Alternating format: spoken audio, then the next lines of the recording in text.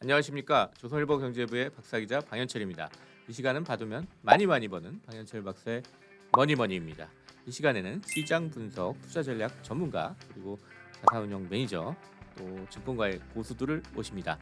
이 시간에는 한 번 더 샌드타이거 샤크 박민수 작가님과 이야기를 나눠보도록 하겠습니다. 안녕하세요. 네, 안녕하세요. 네, 박민수 작가님은 일단 여의도 증권유관기관에서 일하는 22년 차 네. 직장인이시잖아요. 그래서 네네. 또 직장인의 그래서 주식 멘토 뭐 이런 별명도 있고 또 젊은층한테는 최고 민수 뭐 이런 또 그렇죠. 별명도 갖고 계십니다.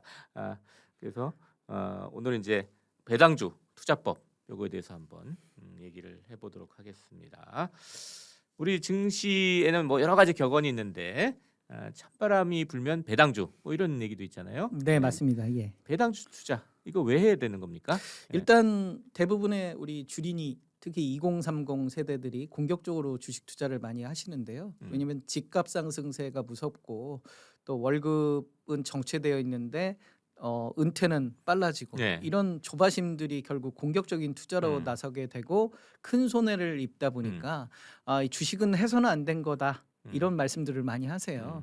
그런데 우리가 이 준비가 안 된 그런 투자자일수록 좀 안전하게 처음부터 시작하는 게 중요하거든요. 그래서 배당주 투자가 저는 제일 안전한 투자 방법이 아닌가. 그러니까 네. 배당을 준다는 건 기업이 먹고 살만해서 이 이익에서 이 네. 배당을 주는 거잖아요. 주주들한테 배당을 주는 거죠. 네, 그러니까. 이익 나지 예. 않는 회사는 배당 주기도 어렵고요. 또 이익이 난다고 해서 배당 안 주는 회사들도 있어요. 근데 이 주주 친화적인 기업들은 대부분 좀 믿을 만한 그런 네. 기업들이 많기 때문에 우리가 좀 안전한 투자 측면에서 수익 나는 기업들에 투자를 하면 아무래도 좀 안전하지 않겠냐라는 어떤 모토 측면에서 네. 저는 주린이라면 배당주 투자를 최소한 50% 이상은 하는 게 안전하게 내 재산을 지켜가는 좋은 투자 방법이 아닐까. 여기에 이사육전법 20% 빠질 때마다 추가 매수 전략이 가장 잘 들어맞는 게 배당주가 아닌가. 그래서 믿고 투자할 수 있는 섹터가 배당주다. 이렇게 네. 강조드리고 싶습니다. 그렇다면 이제 배당주도 뭐 여러 가지가 있는데 이것도 좋은 배당주를 또 투자해야 될 거 아닙니까? 좋은 배당주는 어떻게 좀 찾아낼 수 일단 있을까요? 저는 두 가지 포인트로 말씀을 드리고 싶은데요. 첫 번째로는 배당주를 투자하는 시점이 굉장히 중요할 것 같아요. 네. 그래서 연초에 좀 투자를 하셔라. 왜냐면 1년 중에 고배당주가 가장 저렴할 때가 1월 달이더라. 왜냐면 그 12월 말에 우리나라 법인들은 대부분 12월 말 결산 법인인데요. 12월 말이 끝나고 배당을 이제 받을 수 없는 배당락 이후에 주가가 많이 하락하는 경향을 보여요. 왜냐하면 1년을 또 기다려야 되기 때문에. 그렇기 때문에 1월 달을 고배당주의 최적의 투자 시즌이다. 1월 달에 투자하고 12월 말까지 그냥 묻어둬라. 그러면 꾸준하게 주가는 우상향할 거다. 하루하루의 변동폭은 작지만 모아놓고 보면 꽤 많이 상승해 있더라라는 측면에서 우리가 1월 달 고배당주 투자를 좀 말씀을 드리고요. 두 번째로는 이제 지금 찬바람 불면 배당주 하는 거는 이제 11월 이때쯤 사라 이런 얘기 아닌가요? 저는 이제 이 찬바람 불면 배당주라는 게 매도 관점으로 접근한다는 의미로 그래요? 예. 이야기를 드리고 싶어요. 그러니까 찬바람 불면 배당주를 찾다 보니까 배당주가 이제 주가 상승세를 이어가거든요. 네. 그러니까 짧게 보면 찬바람 불면 배당주인데 우리는 그런 짧은 관점보다는 연초에 사놓고 긴 호흡으로 기다리는 그런 투자 전략이 수익률 측면에서도 가장 높지 않겠느냐라고 바라보는 거고요. 예. 고배당주를 꼭 배당을 받아야 되느냐 이거는 저는 좀 고민해 볼 필요가 있을 것 같아요. 예를 들면 시가 배당률이 내가 산 시점에서 10%인데 수익이 20% 났다. 그러면 과감하게 저는 매도도 고민해 볼 필요가 있다라고 생각이 들거든요. 예. 그래서 고배당주를 1월에 우리가 매수하는 그런 투자 전략이 가장 좋을 것 같고요. 두 번째로는 이제 두 가지의 어떤 관점에서 바라봐야 될 게 시가 배당률과 배당 성향이라는 측면에서 좀 바라봤으면 좋을 것 같아요. 시가 배당률이라는 것은 배당금을 현재 주가로 나누는 거거든요. 가령 그렇죠. 예를 들면 배당금이 500원이고 현재 주가가 10,000원이면 시가 배당률은 5%, 은행에서 5% 이자 받는다 생각하면 편하거든요. 보통의 경우 고배당주를 5% 이상으로 얘기해요. 근데 저는 5%보다 좀 올려서 한 8% 정도 이상의 시가 배당률인 종목들을 1월 달에 좀 고민해 보자. 시가 배당률이 8% 이상인 종목들은 상당히 1월 달에 있더라. 음. 올해만 하더라도 대신증권 우선주 같은 경우는 네. 시가 배당률이 12% 13%까지 올라가 있었거든요. 그래서 그런 종목들을 하나 고르고 네. 기다리면 연간 수익률 40%는 음. 충분히 달성 가능한 거 아니냐. 네. 여기에 한 가지 더 붙이면 배당 성향이라는 게 있는데요. 네. 배당 성향은 수익 중 단기 순이익 중에서 얼만큼 실제 배당을 하느냐. 그래서 100억을 벌었는데 50억 정도의 배당을 했다 그러면 배당 성향은 50% 정도 되거든요. 네. 그러면 안전하게 한 3년 정도 음. 꾸준하게 배당 성향을 일정하게 유지하는 기업들이면 음. 올해 실적이 이 정도 나올 것 같은데 배당 성향을 이 정도 할 거구나 예측이 가능하거든요. 네. 근데 실적 개선세가 뚜렷하다라고 하면 배당 성향을 그대로 유지한다면 올해 배당금은 더 늘어날 수 있으니까. 그래서 시가 배당률과 배당 성향을 체크하면서 마지막으로 실적의 유지 여부를 또 체크를 해봐야 되죠. 실적이 꺾이면 배당을 못하는 경우들도 생길 수 있거든요. 가령 예. S-오일 같은 경우 올해는 이제 유가가 많이 올라와서 수익이 났습니다만 작년에 막 $30 이하로 내려갔을 네. 때는 굉장히 실적이 어려웠거든요. 그래서 작년에는 이 고배당주가 배당을 못하는 그런 상황도 발생이 네. 됐거든요. 그래서 우리가 실적이 계속 유지되는지 여부도 체크해서 고배당 가능성들을 좀 관심 있게 지켜보면 좋을 것 같아요. 고배당 아까 8% 이상을 좀 시가 배당률을 보라고 그랬는데 그거 어떻게 찾아야 돼요, 그러면? 우리가 그 네이버 등 포털에 네. 고배당이라고 치시면 네. 그 시가 배당률, 배당 성장률, 배당 수익률 기준으로 음. 이렇게 나래비가 나와요. 음. 그래서 우리가 포털에서 그렇게 배당 수익률 기준으로 한번 비교를 해보시고요. 물론 이 배당 수익률은 과거의 배당금의 기준이에요. 그래서 실적과 배당 성향을 같이 체크해보면서 올해 그 정도의 배당 수익을 줄 수 있는지 일단 8% 이상인 종목들 중심으로 좀 간추려 보고 그 시점에서 이렇게 투자를 한다면 연 한 10%에서 20%는 충분히 수익이 나지 않겠느냐 저는 이렇게 말씀을 드리고 싶어요. 지금은 벌써 이제 11월이잖아요. 네. 그럼 1월은 이미 지나버렸단 말이에요. 지금은 어떻게 해야 돼요, 그러면? 지금은 일단 금리 인상 기대감들 네. 때문에요. 아무래도 이제 그 은행주 중심으로 많은 네. 관심들을 갖고 있는 것 같아요. 음. 그래서 은행주 중심, 특히 지방은행 같은 경우는 좀 음. 최근에 그 대출 규제 부분에서도 약간 자유로운 부분들도 있거든요. 네. 그래서 고배당 측면에서 좀 짧게 바라보실 수 있을 것 같고요. 작년에도 은행주들이 4분기에는 많이 선전을 했어요. 근데 작년 같은 경우에는 우리가 그 감독기관의 어떤 그 배당 규제 부분들이 네, 있었거든요. 있었죠. 코로나 예. 19로 네. 인해서 배당을 좀 줄여라라는 그런 규제가 있었는데 올해 그런 부분들도 좀 완화됐거든요. 네. 그래서 작년에 우리 기준으로 보면 좀 올 마지막 4분기에도 이렇게 상대적으로 좀 안정적인 주가 흐름을 이어가지 않을까라고 생각을 들고요. 리츠나 뭐 부동산 인프라 이런 부분들도 연말까지는 그래도 좀 선방하지 않을까 그런 생각이 듭니다. 일단 저는 현금을 좀 모아놨다가 내년 1월을 좀 기다리는 그런 투자 전략도 좀 필요하지 않을까. 이런 변동성 장세에서는 좀 조심스럽게 돌다리도 두들겨 가는 투자 전략도 나쁘지 않다라고 말씀을 드리고 싶어요. 배당주 투자에서 그럼 리스크를 줄이려면 좀 체크해야 될 거는 어떤 게 있을까요?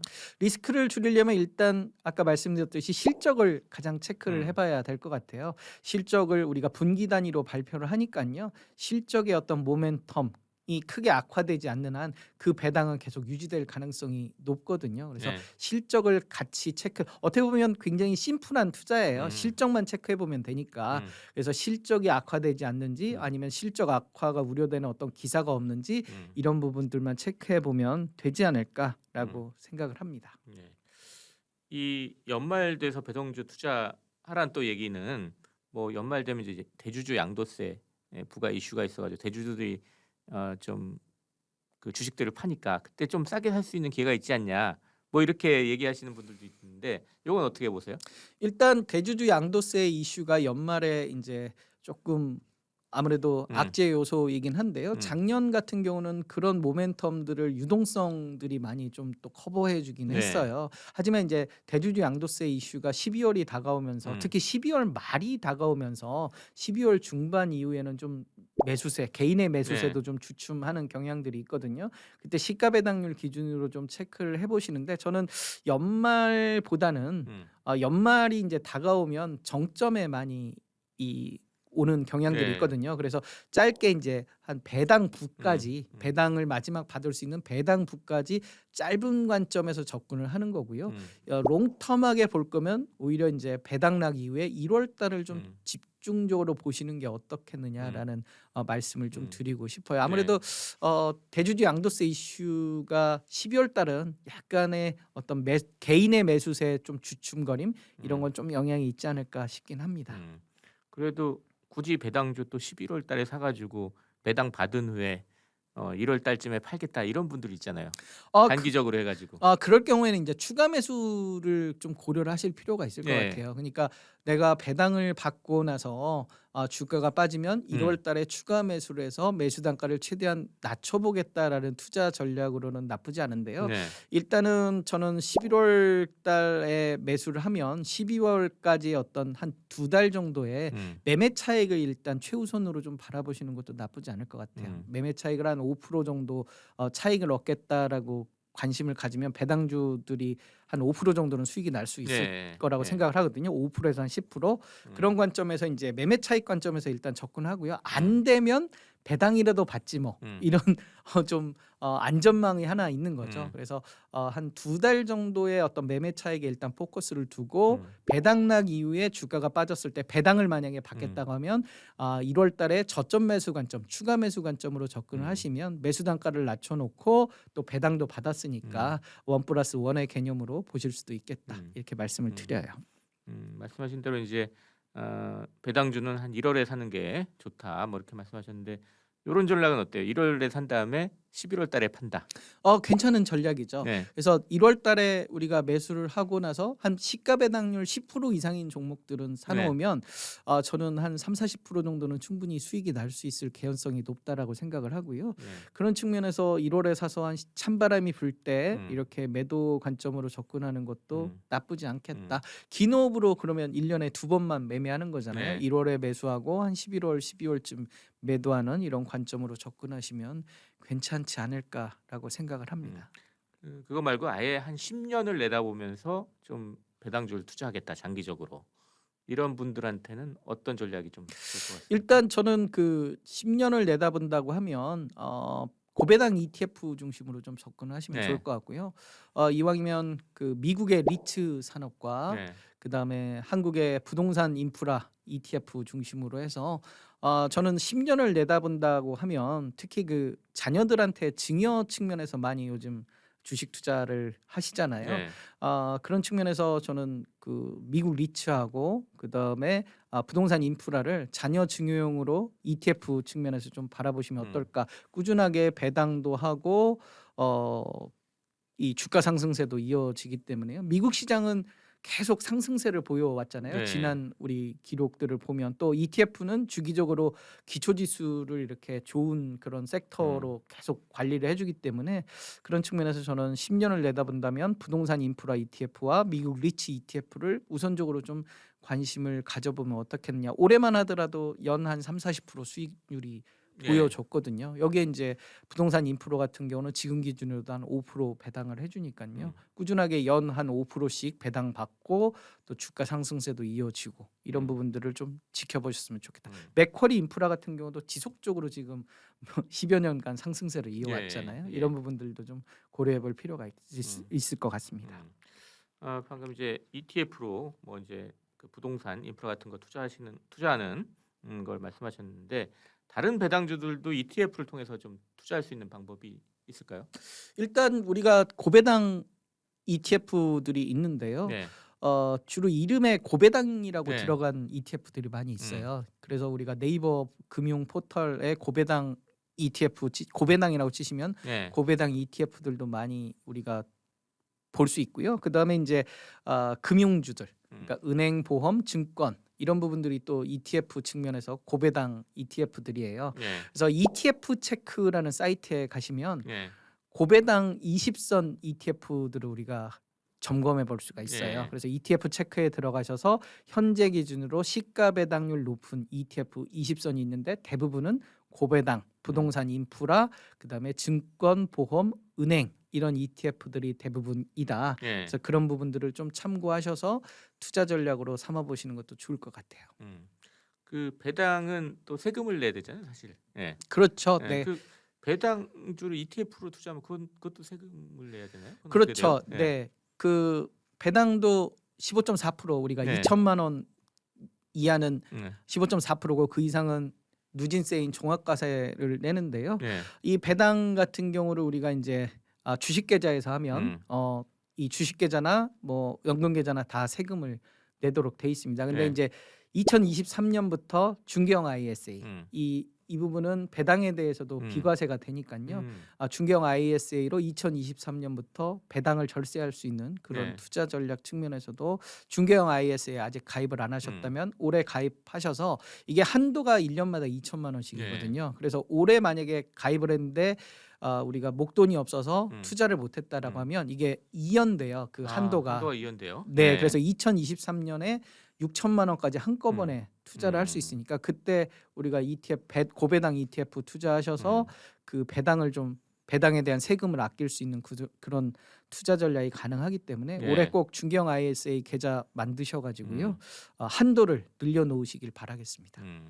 그리고 또 뭐 미국 시장에서는 배당 귀족주라고 해가지고 매년 배당을 늘려가는 그런 기업들에 대한 투자 뭐 이런 것도 있는 것 같은데. 그렇죠. 아무래도 네. 이제 미국 시장이 글로벌 자금들이 최근 들어서 많이 이 서학개미라는 말이 네. 생겼듯이 우리나라보다 이 시장의 강세를 많이 보여주고 있어요. 네. 그래서 시장의 어떤 성장성이라든지 그리고 뭐 월배당도 하는 기업들도 많이 있고요. 네. 또 배당을 증가시키는 그런 측면도 있기 때문에 우리가 그런 기업들도 좀 긍정적으로 바라볼 필요가 있을 것 같아요. 작년 같은 경우도 우리가 국제 유가가 막 하락을 했을 때 네. 앱슨모빌 같은 경우도 좀 이 흑자가 적자로 전환이 네. 됐거든요. 그렇지만 고배당 정책은 계속 유지를 했거든요. 네. 그러면서 시가 배당률만 해도 10%가 넘던 그런 상황들이 있었거든요. 그래서 미국 시장도 우리가 시장 급락의 고배당 측면에서 시가 배당률 측면에서 바라보면 좀 증시 안전망과 수익성 측면에서 괜찮지 않을까라는 그런 말씀을 드리고 싶습니다. 네. 배당주 투자도 말씀하셨듯이 이제 시가 배당률 8% 이상을 좀 보라고 그러셨는데 네, 여기서도 이제 시세 차익도 기대를 사실 할 수 있는 거잖아요. 그렇죠. 이것도 시세 차익의 기대 수익률은 어느 정도로 좀 생각을 하면 되는 거예요? 배당주의 시세 차익 이거는? 배당주 같은 경우는 저는 시가 배당률 10% 이상이면 네. 한 7% 정도까지 이 목표를 한다고 하면 네. 한 4~50%는 충분히 가능하거든요. 올해 리드코프라든지 대신증권 우선지라든지 이런 고배당주들이 상당히 높은 그런 수익률을 가져왔거든요. 재작년 같은 경우 효성 같은 경우도 연 100% 정도의 수익을 가져왔어요. 그렇기 때문에 1월 달에 좋은 고배당주 하나 고르면 연말까지 아주 훈훈한 그런 장세 수익률을 즐길 수 있지 않을까라고 생각이 들어서 10% 이상의 시가 배당률을 좀 주목해라. 1월 달에 8%지만 10% 이상인 것들이 분명히 네. 있거든요. 그래서 그런 시가 배당률 높은 그런 고배당주를 좀 노려보시면 좋을 것 같고요. ETF 중에서도 배당 성장이라는 ETF들이 있어요. 배당 성장 그러니까 ETF요? 그러니까 우리가 스마트 베타 전략이라고 하는데요. 네. 어떤 그 성장성을 좀 포커스를 두는 거예요. 배당과 1+1의 개념이죠. 배당과 성장성. 그래서 사실 배당 수익률은 좀 낮을 수가 있어요. 근데 주가 상승세가 이어질 수 있기 때문에 강세장으로의 어떤 전환 이런 부분들을 생각하면 배당 성장 ETF도 배당과 주가 상승세를 바라본다는 측면에서 좀 주목해 볼 필요가 있다. 일반적으로 고배당이라고 우리가 이야기하는 ETF들은 이 주가 저변동성이 특징이에요. 그러니까 주가의 변동성은 좀 낮은데 이 주가 수익률은 좀 상대적으로 이 강세장에서 덜 오를 수는 있거든요. 근데 이 배당 성장이라는 것은 강세장에서 강한 모멘텀을 주기 때문에 우리가 고배당 이런 ETF들도 있고 배당 성장 이런 ETF도 있기 때문에 이거를 두 가지 측면에서 이 바벨 전략 측면에서 투자해 볼 수도 있는 거죠. 예. 자, 이렇게 해서 박민수 작가님 모시고 배당주 투자법에 대해서 좀 알아봤습니다. 저희가 이제 찬바람 불면 배당주에서 11월 달 되면 배당주를 사야 되는 거 아니냐 이렇게 생각하기 쉬운데 박민수 작가님 좀 기다렸다가 1월 달에 좀 투자를 하는 게 좋겠다. 이렇게 좀 말씀을 해주셨습니다. 자, 방현철 박사의 머니머니 샌드타이거 박민수 작가님과 함께 이렇게 배당주 투자법에 대해서 얘기를 해봤습니다. 이제 마지막으로 저희 시청자 구독자 여러분께 마무리 인사 좀 짧게 부탁드리겠습니다. 네, 주식 투자의 가장 큰 그런 대원칙은 잃지 않는 데 있다라고 생각을 해요. 주식 투자를 하면서 손해 본 그런 경험들이 많으실 텐데요. 이 배당주 투자만으로는 웬만해선 손해 보지 않고 버틸 수 있다. 그리고 고배당주일수록 20% 빠질 때마다 추가 매수 전략으로 접근하자. 이 시가 배당률, 배당 수익률이 올라가는 건 두 가지예요. 배당금이 올라가거나 주가가 떨어지거나. 그래서 주가가 떨어질수록 오히려 역발상 투자 전략 너무 좋다. 왜냐 시가 배당률이 계속 올라가니까. 그래서 네. 이사육전법 우리가 20% 빠질 때마다 추가 매수 전략. 저는 고배당주가 마이너스 60% 정도 수익률이면 투자 금액을 크게 한번 늘려볼 필요도 있겠다라고 생각을 하거든요. 전제는 실적이 그렇게 악화되지 않는다면. 그렇기 때문에 우리가 고배당주를 역발상으로 주가 하락했을 때 좀 더 공격적으로 투자해보자, 이런 말씀을 마지막으로 드리고 싶어요. 네, 감사합니다.